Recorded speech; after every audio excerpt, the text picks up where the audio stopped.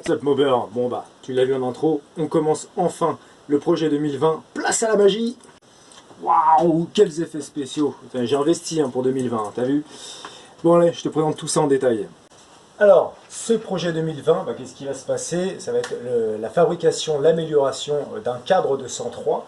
Donc pour le cadre, je vais utiliser le vieux cadre que je m'étais fabriqué pour un projet. J'avais fabriqué ça, je sais jamais, je crois que c'était il y a 2 ou 3 ans.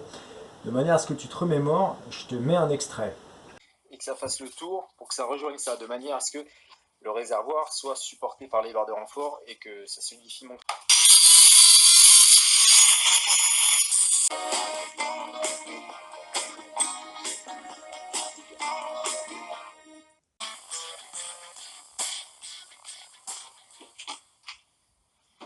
Bon bah voilà, vraiment c'était une blague, de toute manière je vais pas aller très loin, parce que comme vous pouvez le constater, et bah ça va pas. Voilà, ce cadre, il va y avoir une modification à faire. Il avait très bien fonctionné, il était très solide, mais je vais encore le renforcer et le modifier pour ce projet. Donc je vais couper, voilà, je sais pas si on dit c'est pas des arceaux, enfin voilà, les tubes, je vais les couper.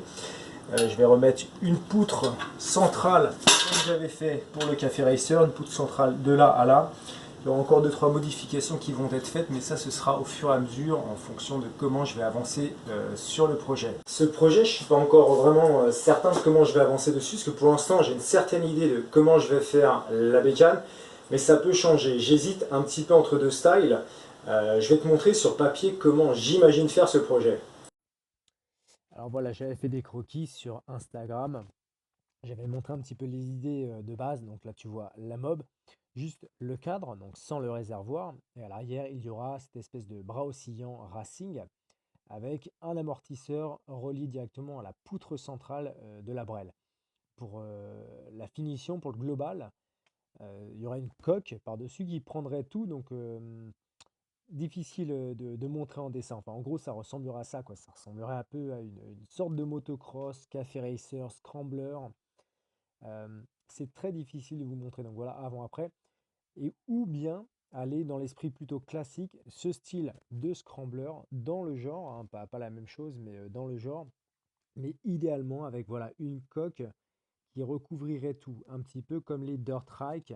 Ouais, ça s'appelle comme ça les motos hein, qui font les tours de piste, hein, les dirt trike. Ou bien sinon, pas de coque du tout, on allège tout et on fait une bécane très aérée, très tubulaire. Ça ressemblera pas à ça évidemment, mais c'est juste pour vous dire comment, enfin voilà, à quoi ça pourrait ressembler éventuellement. Je suis un petit peu hésitant entre deux styles, donc soit ce style très aéré, très, je sais pas, très desert bike, soit café scrambler.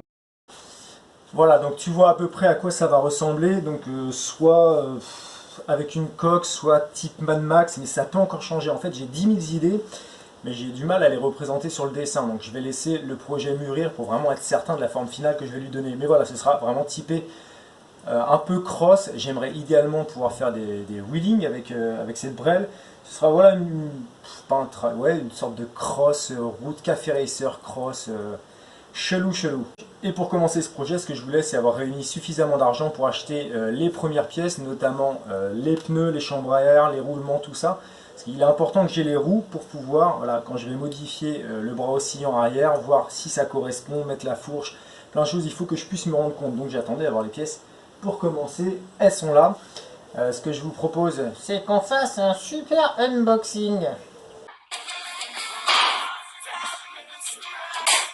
sérieux, je suis pas du tout fanat des unboxings, mais là, faut vraiment que je vous montre. J'ai trouvé des fat pneus, ça va rendre super chiadé.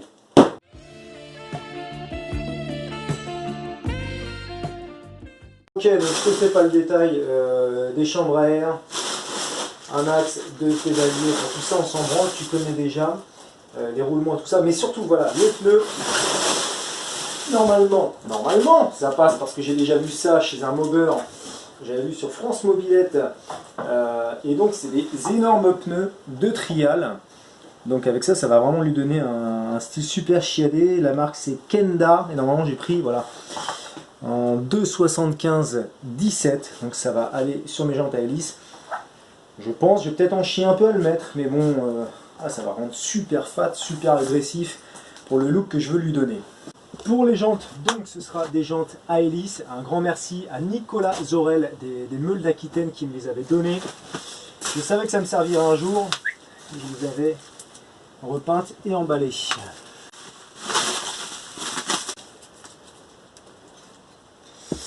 Et voilà, ça devrait bien faire le taf.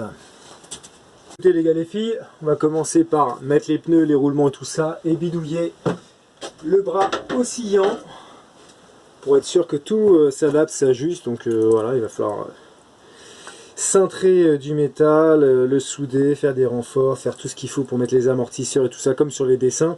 Bref, ça a l'air simple comme ça, mais à mon avis je vais y passer pas mal d'heures.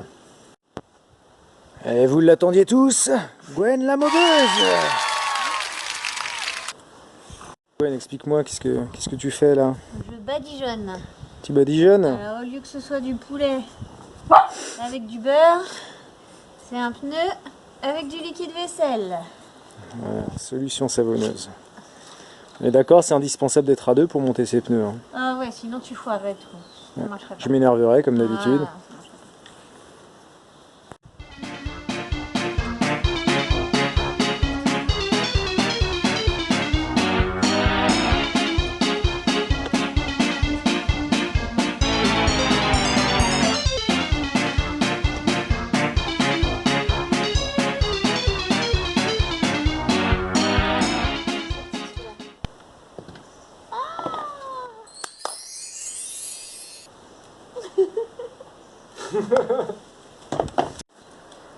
Allez, va boire ton thé, mamie. Bon, merci Gwen. Alors, voilà. Ça donne un super résultat quand même. Hein. C'est bien fat et c'est pas encore gonflé. On va voir ce que ça donne dans le bras oscillant.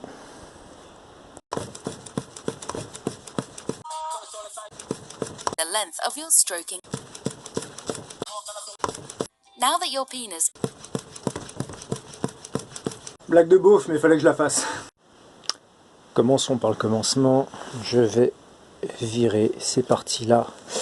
Et ce que j'avais fait ici pour la charnière du réservoir. Ça dégage.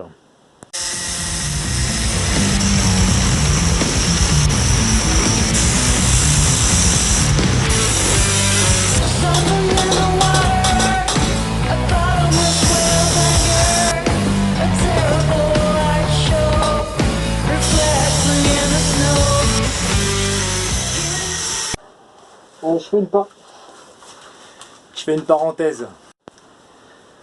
Je fais une parenthèse vite fait. Souvent, je vois quand je fabrique des choses, dans mes vidéos, des fois il y a des commentaires qui viennent, qui sont un peu justifiés en disant que voilà, je fais des sales soudures, des soudures de merde.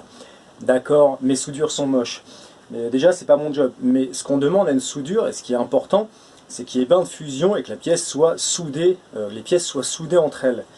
Et je me suis toujours appliqué, voilà, quitte à ce qu'elle soit moche, à tartiner et vraiment y aller pour que ce soit soudé.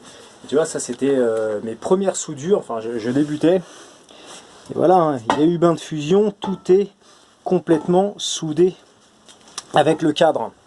Donc tout ça pour dire, si vous êtes dans le même cas que moi, que voilà, tu te débrouilles pas très bien en soudure, le plus important ce n'est pas la forme, c'est le fond, que tout soit solidement soudé. Moi j'ai retiré des pièces au marteau, j'ai dû taper comme un bourrin pour faire péter les soudures, donc ça fonctionne. Voilà, si tu es dans le même cas que moi, que tu commences à souder ou que ça fait quelques temps mais que tu n'es pas hyper doué, il y a deux choses à prendre en compte. Déjà, moi, personnellement, j'ai juste un poste à arc, un poste Lidl, hein, tout simple. Et beaucoup de gens me disent, tu devrais utiliser un TIG, MIG, MAC, ce que tu veux pour le faire. C'est vrai, vous avez raison, c'est mieux de le faire comme ça. Mais moi, encore une fois, ça reste du loisir. Investir dans un poste comme ça, avec la bobine, la bonbonne d'oxygène, la bonbonne de gaz, enfin, tout le merdier et tout, non c'est bon, mon truc fait l'affaire, tu vois, mes cadres tiennent, c'est solide. Donc faire des belles soudures, ok, c'est bien, c'est quelque chose qui viendra avec le temps, plus ça va, plus moi personnellement je commence à m'améliorer, même si c'est pas encore super. Mais voilà, faire une belle soudure si elle tient pas, bah c'est walou, hein. Regarde, les soudures industrielles chinoises, elles sont belles, hein, mais elles tiennent pas. Donc, moi c'est mon style, c'est moche, mais je bosse comme ça, je préfère bien bouser, ok c'est vilain, mais par contre c'est hyper solide. Ok, le voilà libéré. On reviendra dessus plus tard. Bon, et là, le but du game, c'est de prendre les mesures pour faire mon système de renfort de bras oscillants. Et là déjà tu vois, je m'aperçois que le pneu est tellement fat que faudra que je fasse attention quand je mets la chaîne, parce que je pourrais pas rapprocher à fond la roue.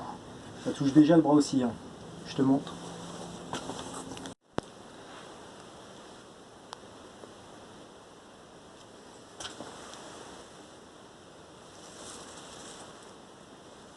Alors bah écoute, je sais pas, j'invente, je vais essayer plusieurs techniques pour prendre les mesures à peu près. Déjà à mon avis ça, je m'y prends comme une merde. C'est pas comme ça. Ça permet de voir à peu près. 50. Si j'essaye avec un fil.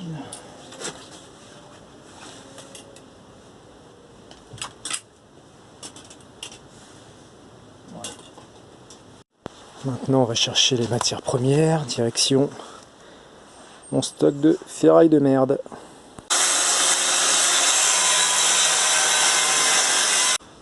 Question à 2 balles qui disait rien ne se perd, rien ne se crée, tout se transforme.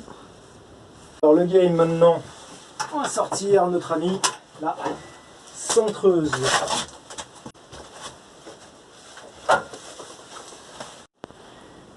Donc voilà la cintreuse. Pour ceux qui ne connaissent pas, la cintreuse, ça sert à cintrer les tubes de métaux. Donc tu mets ton tube là-dedans. Il est super important que le diamètre du tube corresponde vraiment à ça. Sinon tu ne pourras pas le ressortir ou ça va le déformer. Ça, tu t'assures bien au bout que les encoches soient vers le bas. Puis après tu as des pions, voilà, pour régler l'angle que tu vas lui donner. Je vais être bref là-dessus parce que je suis pas très bon pour expliquer et personnellement je l'ai pas utilisé beaucoup de fois, donc je vais certainement raconter beaucoup de conneries.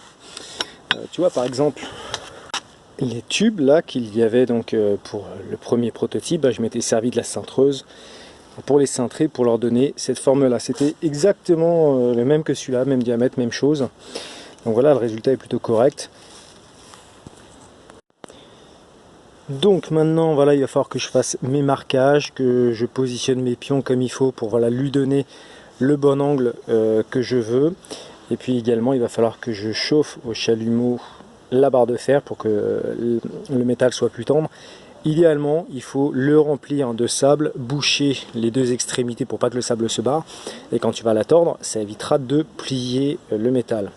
Forcément, j'ai pas du tout de sable par ici, donc je vais essayer comme ça. Si ça le fait, je le garde.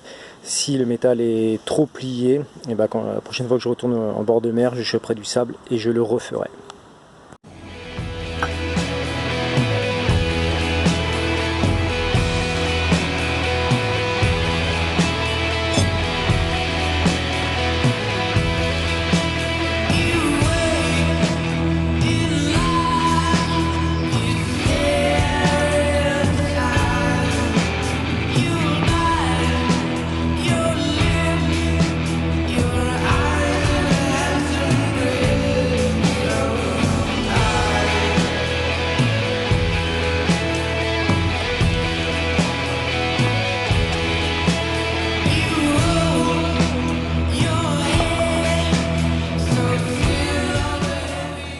Ok, ça y est, c'est terminé et j'ai dû le refaire parce que je m'y suis pris vraiment comme une bite.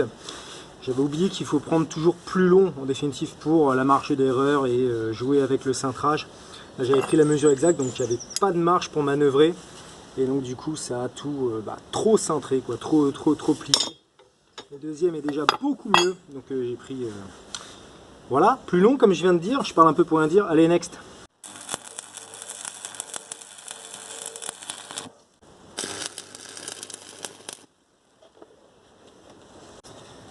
Allez, ce sera tout pour aujourd'hui. C'est déjà beaucoup. Est-ce que ça passe?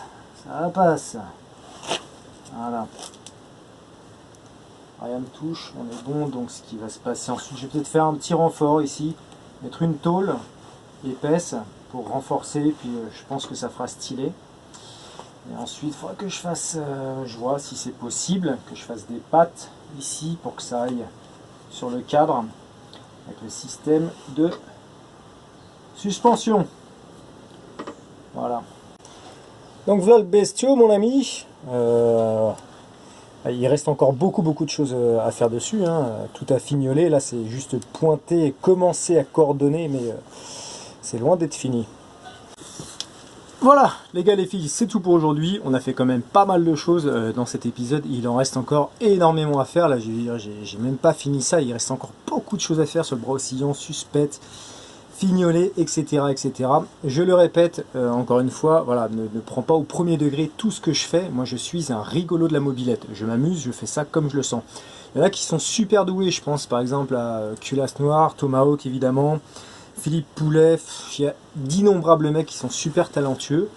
Donc voilà, moi je fais ça, je me prends pas la tête, ça me fait bien marrer de le faire comme ça. Peut mieux faire, évidemment. Mais le but, c'est de s'amuser. Et si je peux vous faire découvrir des choses avec mes bidouilles de Bob le préparateur, et bah tant mieux. Allez, ciao les gars!